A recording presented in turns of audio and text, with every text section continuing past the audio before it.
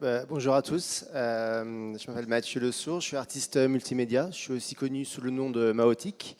Je travaille pour la création d'expériences immersives, d'installations interactives, mais aussi de performances audiovisuelles. J'ai beaucoup travaillé dans les dômes depuis quelques années, parce que j'habitais à Montréal jusqu'à l'année dernière, et à Montréal, il y a la Société des Arts Technologiques, où ils ont créé un dôme dédié aux arts multimédia. Et ils offrent des résidences assez souvent pour créer des nouvelles œuvres. Durant cette présentation, je vais passer par différentes étapes. La première, je vais vous faire un peu une introduction des dômes en général, comment ils fonctionnent, qu'est-ce qu'est la technique en fait basique pour pouvoir projeter dans ces espaces sphériques. Ça vous donnera un peu une idée de comment ça fonctionne. Et ensuite, je passerai en revue un peu toutes les performances en fait, immersives que j'ai créées ces dernières années en travaillant, en collaborant avec des musiciens et en créant en fait, des expériences architecturales où on peut, grâce à des effets de trompe-l'œil, modifier l'architecture de l'espace et créer en fait, des nouvelles expressions artistiques. Ensuite, j'aimerais aussi parler quelques installations que j'ai faites qui ont été vraiment inspirées par cette expérience dans les dômes, mais qui ont été après projetées dans différents environnements, que ce soit dans une projection frontale et au sol, comme le Deep Space à Ars Electronica, mais aussi l'utilisation de laser pour créer en fait, des espaces immersifs où les gens sont au centre de l'œuvre. Ensuite, je passerai en revue en fait, des outils de mapping. Je ne les ai pas tous énumérés parce qu'il y en a beaucoup maintenant dans le marché, mais je vous montrerai en fait, quelques outils qui sont utilisés notamment à la SAT et notamment dans d'autres lieux où j'ai pu présenter mon travail. Et la création de contenu, évidemment.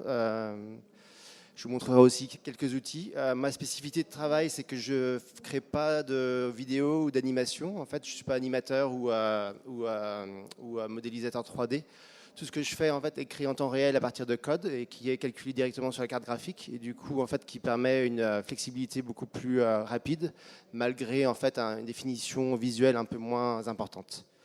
Ensuite, je vous ferai une démonstration comment utiliser, en fait, comment créer du contenu pour le dôme en utilisant mon logiciel que j'utilise beaucoup, Touch Designer, et en vous montrant un petit peu le pipeline de production et comment on peut arriver à des résultats assez rapidement. Du coup, je vous parlais de la SAT, Société des Arts Technologiques. C'est un dôme qui a été créé en 2007, je crois. Et c'est un dôme en fait qui a 230 degrés et qui permet en fait d'avoir les yeux au-dessus de l'horizon, ce qui permet en fait d'avoir une définition et des possibilités de contenu qui sont plus importantes que dans des dômes à 180 degrés, car on peut créer en fait des paysages et des horizons. Le dôme a 8 projecteurs, il a un système de son de 39 clusters de son. En fait, c'est des groupements de 6 speakers, du coup ça fait plus de 200 enceintes dans le dôme et 4 subwoofers en fait, qui permettent en fait, de créer une immersion aussi auditive que visuelle. Ça, c'était la construction du dôme, je crois que c'était en 2006. Voilà, ils ont aussi un dôme en fait, miniature, parce que les coûts de production pour créer des œuvres dans les dômes sont assez coûteuses. Il faut beaucoup de personnel et beaucoup de matériel allumé. Du coup, ils ont ce dôme-là, en fait, plus petit, en fait, qui permet de faire des tests. Et là, en fait, c'est le Dome Master, on appelle le Dome Master, ce qui permet de faire le mapping et qui permet en fait de voir un petit peu le résultat que ça peut donner. Ça, c'est dans le dôme en question, à la SAT, la satosphère, où les gens en fait sont allongés sur des coussins et peuvent en fait admirer un peu cette modification de l'architecture via la géométrie. Du coup, là, juste un petit exemple pour montrer comment en fait sont positionnés les projecteurs. Ça dépend de la taille du dôme. Certains dômes, en fait, au minimum jusqu'à 3 projecteurs et au maximum, ce que j'ai vu, c'était jusqu'à 16. En général, c'est plus 7-8 projecteurs qui sont placés en fait sur les côtés du dôme et en fait qui créent en fait une projection à l'opposé et un projecteur qui projette au plafond en fait du dôme. Et ensuite, c'est BIM en fait, la projection est ensuite mappée via d'autres logiciels qui permet en fait de faire des slices et de pouvoir en fait les blender ensemble. Et tout dépend en fait de la taille du dôme. Certains dômes sont mobiles, du coup ils ont des serveurs assez simples à utiliser, d'autres qui sont plus compliqués, des médias serveurs comme Photon ou D3 qui sont un peu plus complexes et qui permettent de faire aussi plus de choses que des dômes. Aujourd'hui il y a plus de choix qu'il y avait il y a 5 ans, du coup je montrerai un petit peu les outils que j'utilise. Ouais.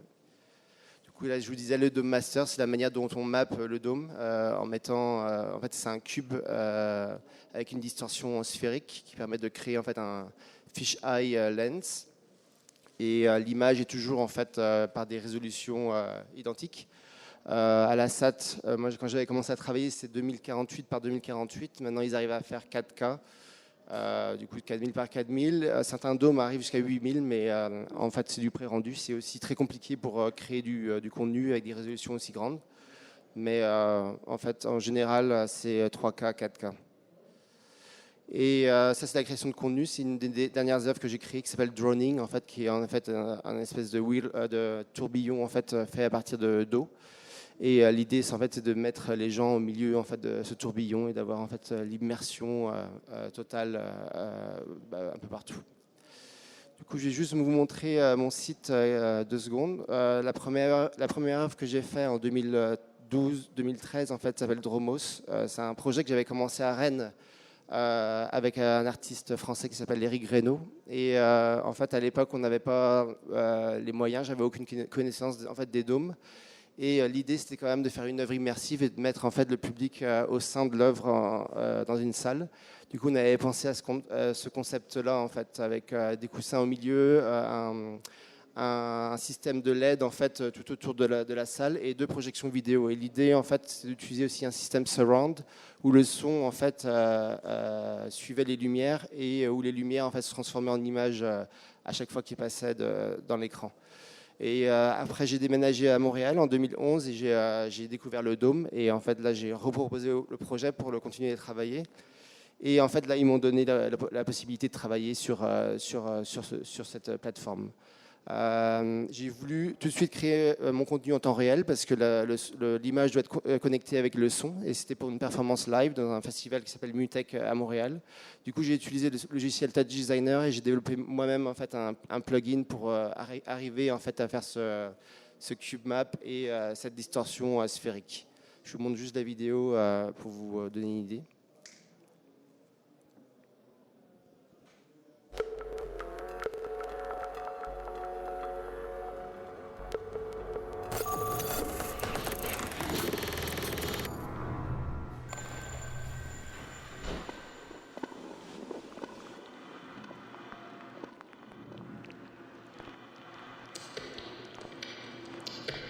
On a travaillé à partir d'idées d'un penseur français qui s'appelle Paul Virilio, qui a constaté que l'influence technologique précipitait l'humanité vers une accélération continuelle et exponentielle. Lui, il prédit comme toute invention a un effet pervers. Donc si l'accélération est perpétuelle, à un moment donné, il y aura forcément un accident. Donc Dromos, en fait, c'est de travailler sur la provocation d'accidents génératifs dans une œuvre immersive.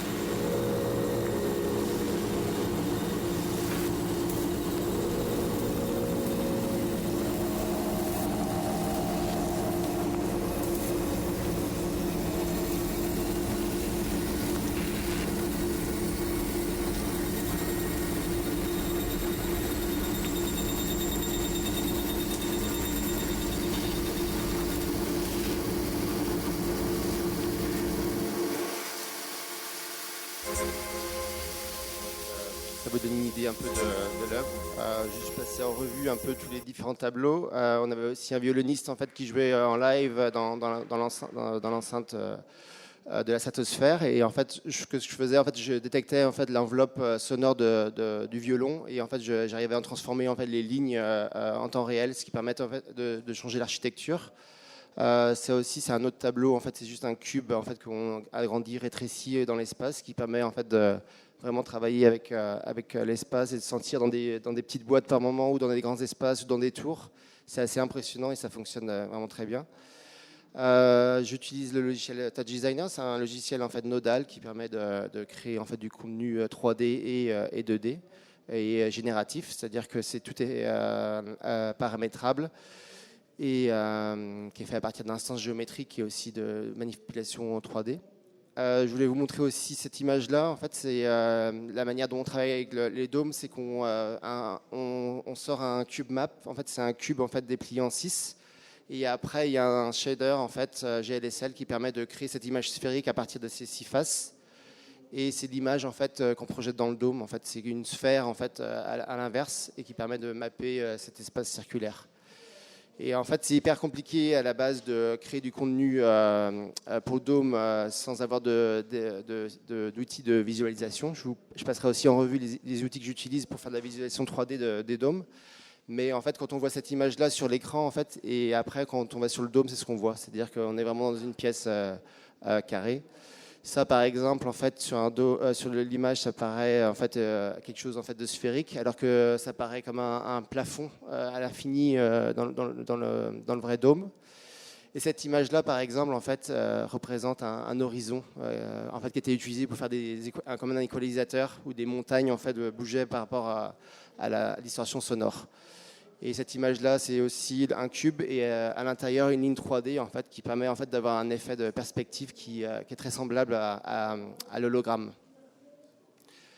Du coup, ça c'était ma première œuvre. Ensuite, j'avais pris tellement de plaisir à contrôler tous mes visuels en temps réel que j'ai décidé d'en faire une installation avec les mêmes musiciens. On a créé cette œuvre qui s'appelle Hobby en utilisant des senseurs infrarouges qui étaient placés au centre du dôme.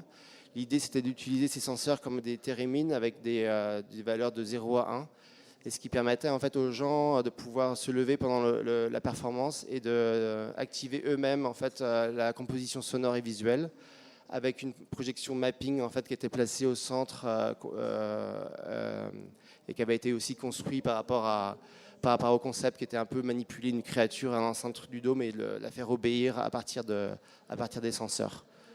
Du coup, on peut travailler aussi on a travaillé sur différents thèmes. La spécificité du dôme aussi, c'est qu'ils ont un système de DMX de LED au sol, et ce qui permet aussi d'assembler lumière et projection et son ensemble. Ensuite, j'ai pensé à une autre œuvre qui s'appelait Six Drawings. J'ai rencontré un musicien mexicain qui s'appelle Diego Espinosa, qui avait ce projet en fait. Il fait de la musique avec beaucoup d'instruments, que ce soit des objets ou des matériaux. Il avait ce projet en fait où il utilise un ballon gonflable avec des pièces senseurs qui sont connectées pour détecter les vibrations, et il crée toute sa pièce à partir de ces vibrations. Et du coup, j'ai repris en fait le signal audio et je l'ai connecté à mon système audiovisuel. Et l'idée, en fait, c'était de transporter les gens, mettre les gens à l'intérieur du ballon, et à chaque impact en fait, de sa main avec le ballon, en fait, il pouvait changer l'architecture. Donc, je vous montre juste le début des performances.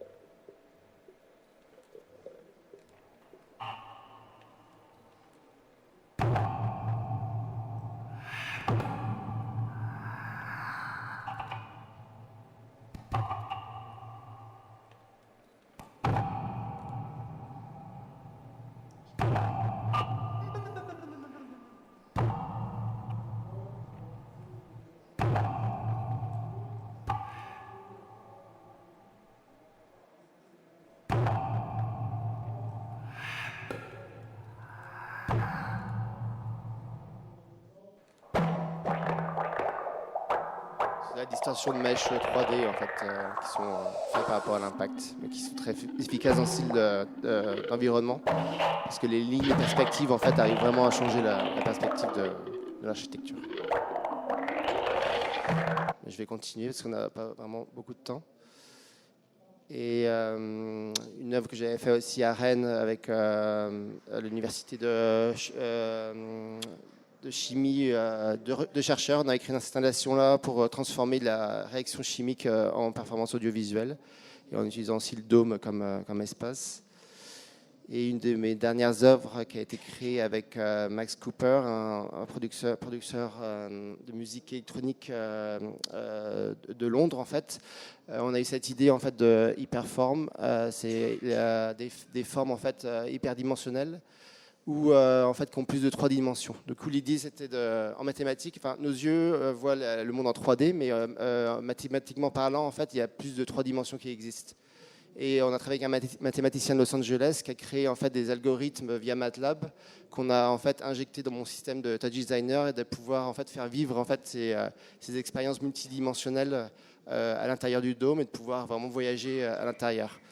Et l'idée, c'était de commencer avec une dimension, avec un son mono, ensuite 2D, un son stéréo, 3D, et en fait, au fur et à mesure de la performance, on duplique les sorties audio et on crée en fait ce système qui devient de plus en plus complexe. Du coup, là, ça c'est une forme qui s'appelle Hypercube, où il y a en fait trois axes de rotation et où le cube en fait tourne à l'intérieur de ce cube.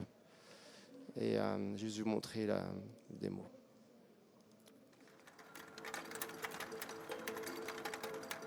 Et tout est créé en temps réel en fait, et c'est vraiment des bases de données qui donnent ça, l'information au système et pour pouvoir en fait les manipuler.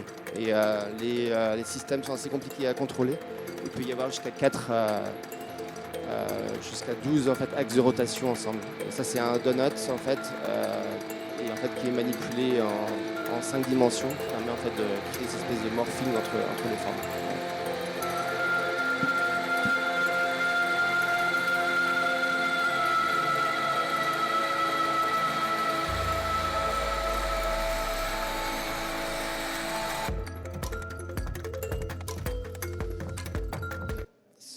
Ça c'était pour les dômes. En fait, travailler dans les dômes m'a beaucoup inspiré aussi au niveau média. Enfin, être à l'intérieur de l'œuvre est aussi assez impressionnant par rapport à un tableau ou par rapport à une sculpture en fait qu'on peut voir. Les yeux ne peuvent pas échapper en fait à l'image et au son. Et du coup, ça m'a inspiré pour faire d'autres œuvres et j'ai contacté un endroit qui s'appelle Deep Space à Ars Electronica où ils ont un système de 8K, projection 8K sur un écran de 15 mètres par 8. Et la même projection au sol, en fait, avec un système de tracking LiDAR qui permet de détecter la position des gens. Et en fait, vu que je travaille beaucoup avec le génératif et le code, j'avais envie en fait, de représenter la mer ou l'océan en fait, qui change selon des paramètres météorologiques. Du coup, j'ai connecté mon système à un API en fait, de météo et j'ai détecté comme 11 paramètres différents, comme le temps qu'il fait, le jour ou la nuit, la position de la lune, le vent, la direction du vent, la force du vent et l'humidité. Et en fait, j'ai injecté tous ces paramètres-là en fait en temps réel dans l'océan. Et du coup, je me connecte dans différentes villes dans le monde tous les 2 minutes. Et en fait, l'océan change selon ces paramètres. Je peux vous montrer la vidéo.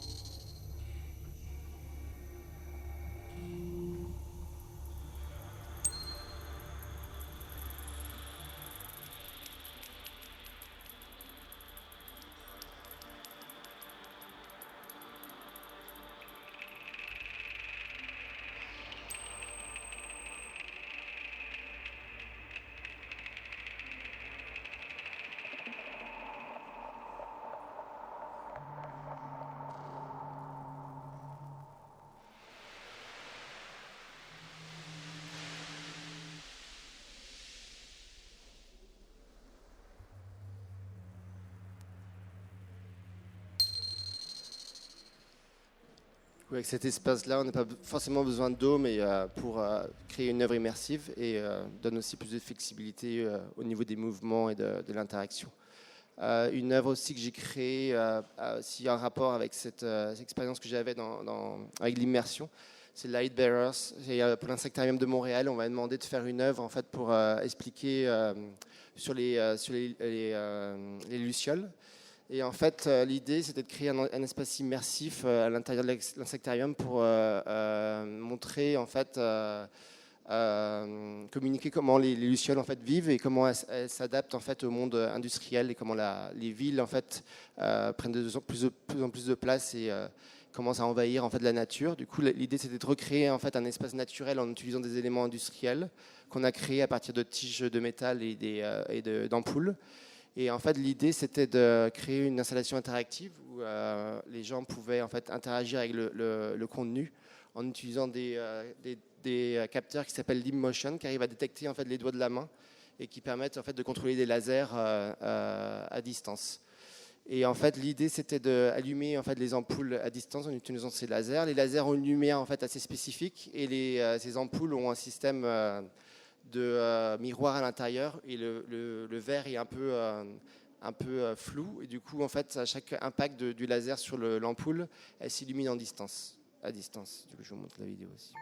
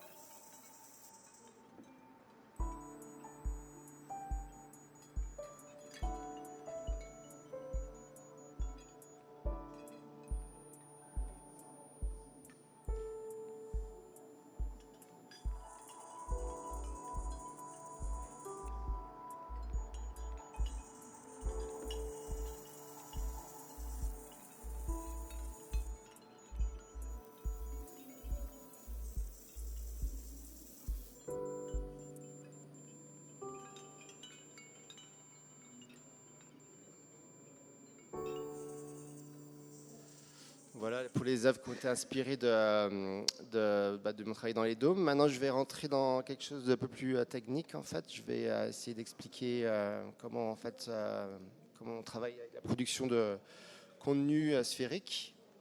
Et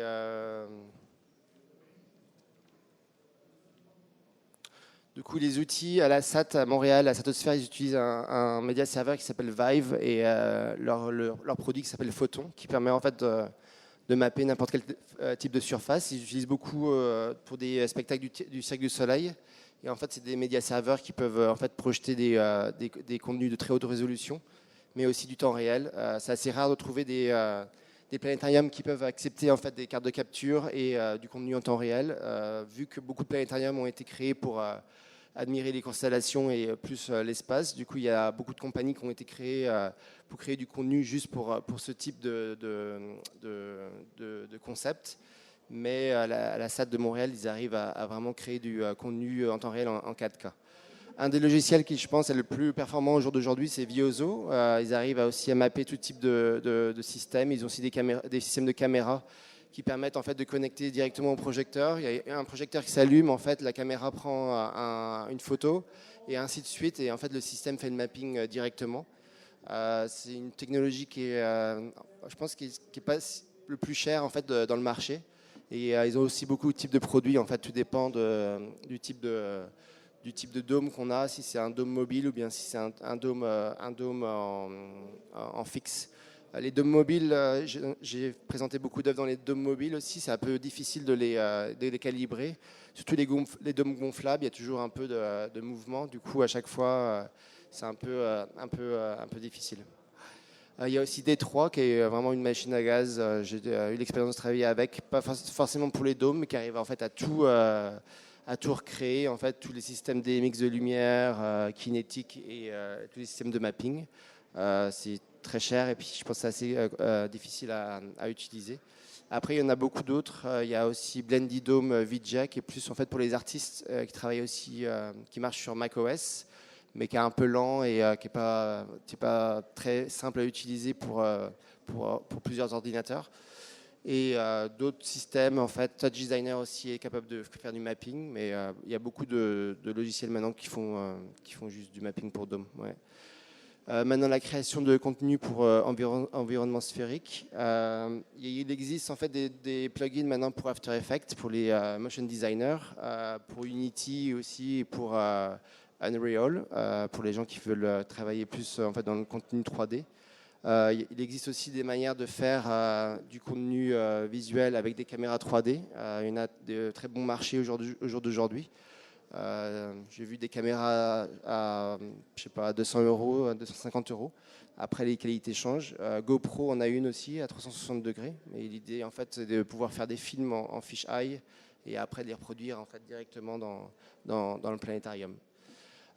J'utilise le logiciel en fait Touch Designer, c'est un logiciel nodal qui permet en fait de faire plusieurs en fait manipulations, qui permet aussi de mapper les dômes, mais qui permet avant tout de faire du contenu. Je vous ferai une démo juste après. Le grand challenge, en fait, le défi dans les dômes, c'est comment prévisualiser en fait son contenu, parce que comme je vous disais, c'est hyper compliqué de voir un petit peu l'effet que ça va avoir en fait dans la sphère avant d'y être. Et vu que les coûts de production, les temps de résidence sont très moindres, c'est assez difficile d'avoir du temps pour tester. Mes premières œuvres, j'avais eu la chance d'avoir du temps en fait à la SAT et pouvoir travailler en temps réel, ce qui m'a aussi beaucoup aidé parce que même si mes contenus n'étaient pas visuellement très aboutis au niveau des détails, je pouvais vraiment facilement détecter, essayer en fait différentes formes 3D comme des torus, des tubes et voir un petit peu ce que ça allait donner. Contrairement à d'autres gens qui travaillaient plus avec Cinema 4D ou des logiciels en fait 3D qui arrivaient avec genre 2 minutes de vidéo renderisée en 4K et qui voyaient exactement, enfin tout de suite que ça fonctionnait pas. Du coup, c'était aussi ma force en travaillant en temps réel et de pouvoir faire plein de tests au tout départ. Ensuite, en fait, il y a d'autres compagnies aussi qui ont commencé à faire de la visualisation de dômes, vu que c'est une grosse industrie qui commence à grandir et de plus en plus de gens sont intéressés, vu le potentiel en fait architecturel, démonstration aussi au niveau du spectacle qui est possible de faire.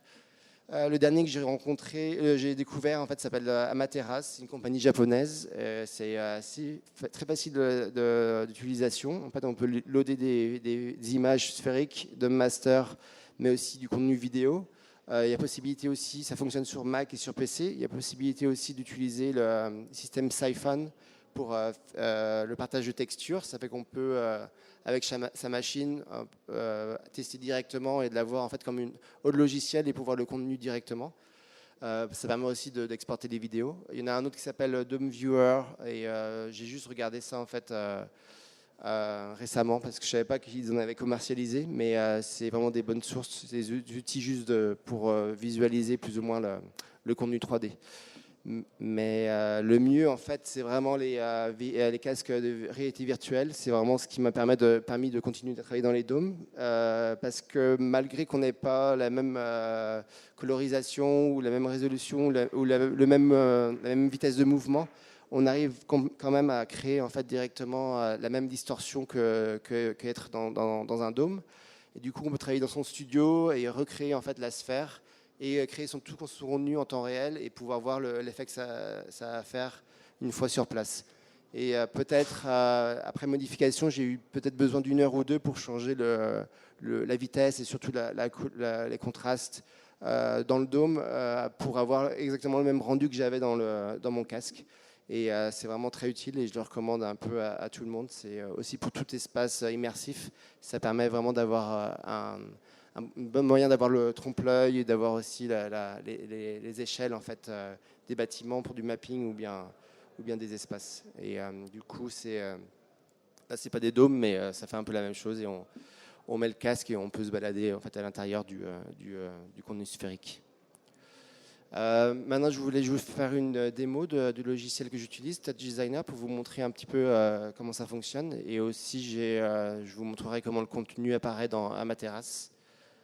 Et je vais vous faire juste un effet assez simple que je vous ai montré en tout début avec le cube en fait, qui grossit et descend. Et vous allez voir que c'est pas si compliqué que ça en fait, de créer du contenu et d'arriver à quelque chose d'intéressant assez vite. Un logiciel en fait, Touch Designer qui est créé à Toronto, qui est en fait un logiciel qui vient de Houdini pour les gens qui connaissent SideFX. Et Greg, le créateur de Touch Designer, a pris en fait la version 4.5 de Houdini et a décidé en fait de le traduire en temps réel. Et c'est un logiciel en fait de 3D nodal qui permet de très grande flexibilité. Du coup, je vais faire juste une démo vite fait. Du coup, ça c'est un sub, c'est tout ce qui est géométrie. Box, c'est comme un cube. Et je vais juste enlever une des faces pour pouvoir mettre la caméra à l'intérieur. Du coup, j'enlève juste le pattern 2. Du coup, c'est tout tridimensionnel. J'ai mon cube ici. Après, je crée en fait un système de géométrie avec 4 éléments. Une géométrie, une lumière et une caméra. Et après, j'ai un objet en fait, qui transforme la 3D en texture qui s'appelle render. Et en fait, là, qui va me diffuser mon donut, mais que je veux changer pour un cube. Du coup, je dois faire passer ça à l'intérieur.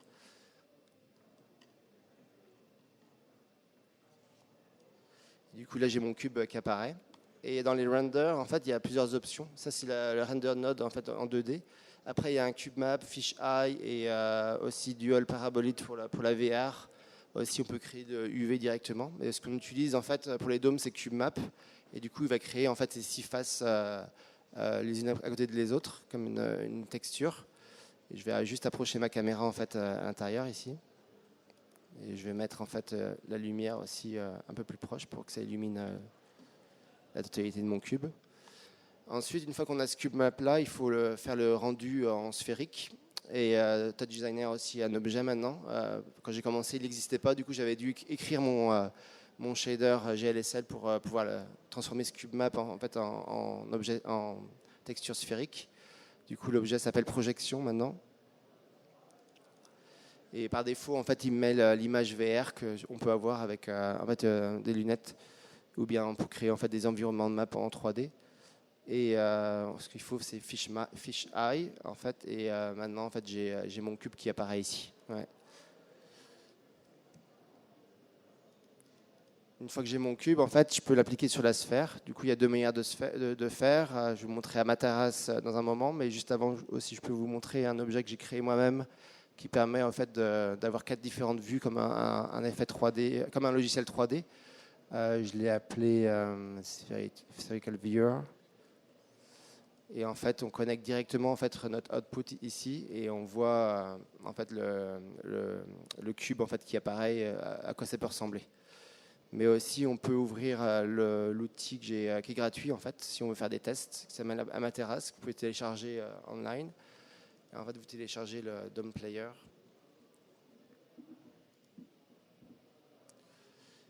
Et du coup, il apparaît en fait vide. Après, vous avez des images sur le côté. En fait, vous pouvez charger votre contenu comme vous voulez. Mais dans Touch Designer, dans d'autres logiciels, il y a l'objet siphon en fait, qui permet de faire du texture, de partager des textures en fait, sans que ça prenne trop de processus de calculation sur votre machine. Du coup, en PC, ça s'appelle Spout, comme ça. Et une fois que vous avez indiqué, il a un nom en fait par défaut. Et une fois que vous êtes là, en fait, vous mettez Start Spout Capture. Et en fait, vous appliquez, puis en fait, il va apparaître là directement. Et là, vous avez un objet 3D, en fait, et vous pouvez voir en fait ce que ça peut donner dans le dôme. Et après, vous pouvez avoir votre écran en 2 parties. Et par exemple, je peux changer en fait la taille de mon cube, et vous allez voir en fait que vous allez avoir toutes ces distorsions en fait que vous pouvez faire à l'intérieur du dôme. Ouais.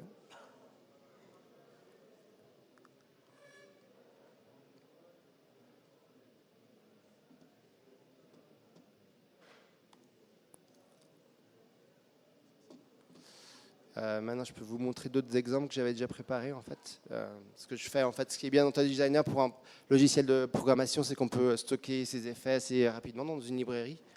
Et je vais juste passer en revue quelques effets que j'avais créés au tout départ et vous montrer un peu ce que ça donne dans le dôme pour avoir un peu une idée du rendu. Du coup, même chose, là j'ai fait ça aussi au départ en fait pour avoir la taille en fait d'un personnage et de pouvoir changer la taille,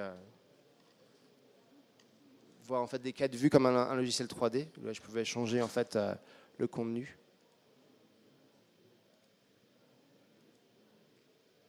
Là, on voit les coliseurs en fait.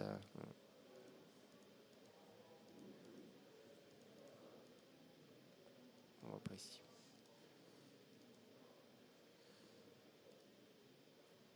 Je peux aussi ressortir ce contenu-là en fait pour le système que je viens de vous montrer. En fait, vous avez juste à mettre un objet siphon et en fait, il va apparaître directement en fait. Ouais.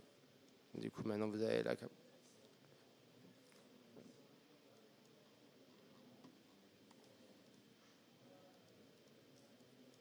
On peut voir ce logiciel ici, celui-là en fond.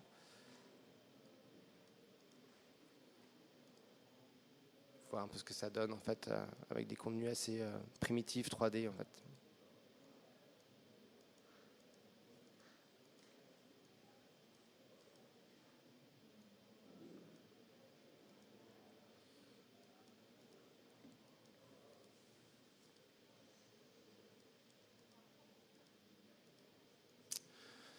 Ok, bah, c'était un peu la fin de ma présentation. C'est un peu une revue de comment faire de la production pour des dômes. Je pense que si vous avez des questions, en fait, je suis là pour y répondre.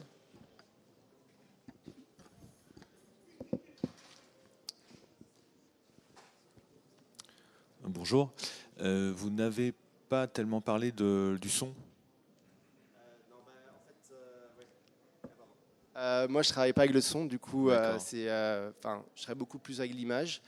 Avec le son, après, c'est des systèmes surround, en fait. Il y a différentes cartes qui permettent de pouvoir faire de l'immersion sonore. Mais c'est un domaine, voilà, enfin, chaque lieu a des spécificités différentes. Aujourd'hui, je sais qu'il y a le protocole Dante qui permet en fait d'envoyer en fait différents pistes audio en fait à des cartes son qui permettent de diffuser le son. Mais c'est plus du domaine en fait de l'ambissonie ou des logiciels en fait Donc, comme lorsque vous créez votre contenu, ouais. Vous ne vous occupez pas du son en fait. Bah, en fait, je collabore avec des artistes sonores. D'accord. Et ce qu'on fait, c'est que je reprends en fait le Dome Map, par exemple, ici. Et en fait, j'indique par rapport aux speakers, je les remets en fait en place. Et en fait, je sais la direction du son. Alors du coup, quand je travaille avec un artiste sonore, la spatialisation est envoyée en Open Sound Control dans ma machine. Du coup, je sais en fait d'où sort la piste audio. Et en fait, je peux créer des visuels qui sortent directement à partir de là. Après, on travaille aussi avec l'enveloppe sonore pour créer ou les reverbs pour créer en fait de l'espace. Ce qui est le plus intéressant en fait dans ce type de dôme au niveau sonore, c'est que c'est vraiment architecturel et du coup, on peut sentir en fait avec la reverb différents lieux en fait où quand le son en fait rebondit ou pas et en fait c'est ça qui est intéressant.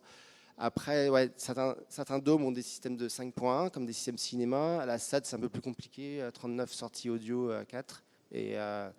Mais c'est toujours aussi compliqué avec les différents types de fréquences de savoir en fait d'où vient le son. Avec les hautes fréquences, c'est quand même possible, mais une fois qu'il y a un peu de basse, on ne sait pas du tout d'où vient le son. Du coup, je pense que le côté sonore est plus en retard que le côté vidéo, image dans les dômes pour l'instant. Mais D'accord. ouais. Est-ce qu'il y a une autre question? Bonjour. Comment vous voyez l'avenir des projections dans les dômes?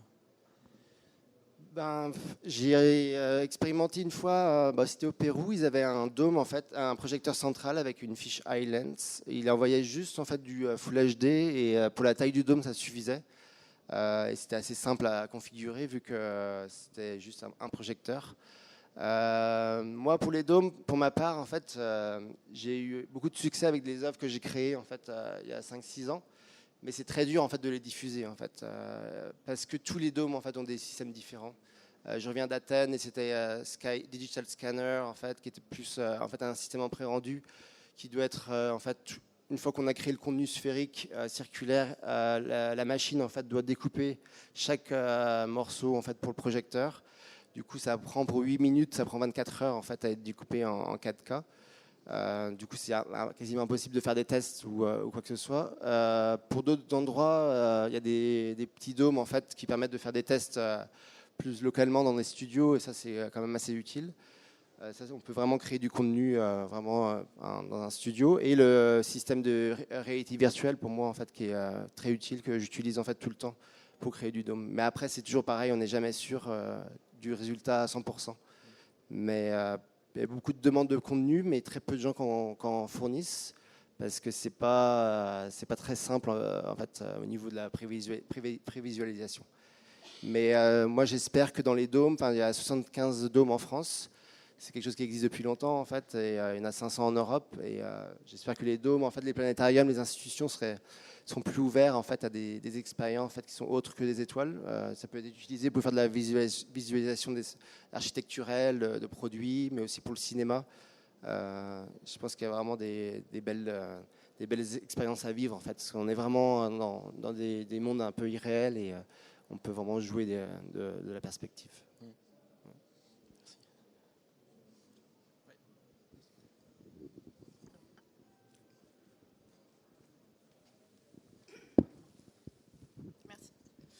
Oui, c'est juste, j'ai pas trop compris, parce que vous parliez des dômes qui ne pouvaient pas supporter le génératif. Dans ces dômes-là, du coup, c'est des vidéos qui sont projetées ou alors il y a encore le temps réel ceux qui sont découpés là en 24 heures, par exemple, du coup, c'est du contenu vidéo? C'est du contenu vidéo, ouais.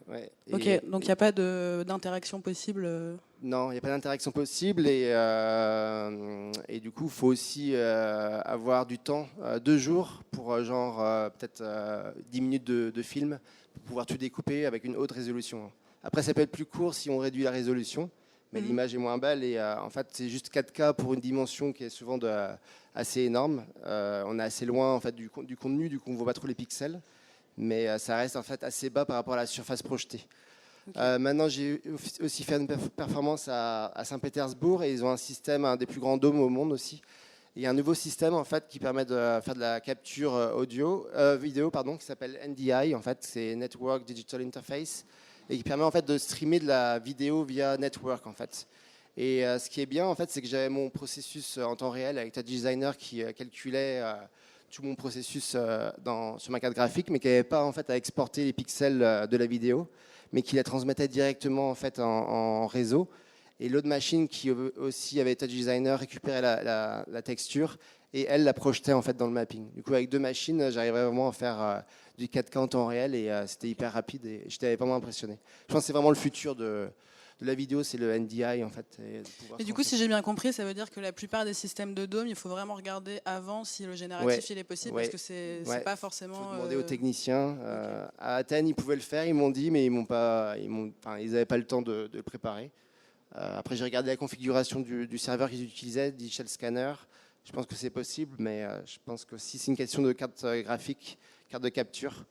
À Lyon, ils en ont un, à Vaux-en-Velin. J'ai incité le directeur à utiliser en fait système de temps réel, mais ils ont utilisé en fait une carte de capture en fait Blackmagic qui est pas assez performante en fait pour pouvoir récupérer le flux vidéo et il y a trop de frames en fait qui sont perdus et du coup on n'a pas de temps réel en fait quoi, et il y a trop de latence. Ouais. Il y a toujours de la latence en fait. En HDMI il y a de la latence tout le temps, mais en NDI il y a aussi de la latence, mais c'est pas tant que ça en fait quoi. Et du coup ça marche.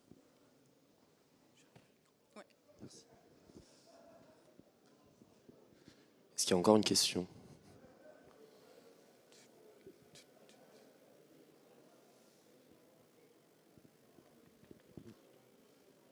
Pas de questions? Mathieu, le mot de la fin? Bah non, ça, je sais pas. Non, bah voilà, je sais pas. Il y a beaucoup plus de choses à expliquer au niveau des médias serveurs, enfin au niveau de la technique et tout ça. Mais en 1 heure, en fait, j'ai passé un peu une revue en fait générale de comment je travaille dans les dômes et comment on peut en créer du contenu en fait.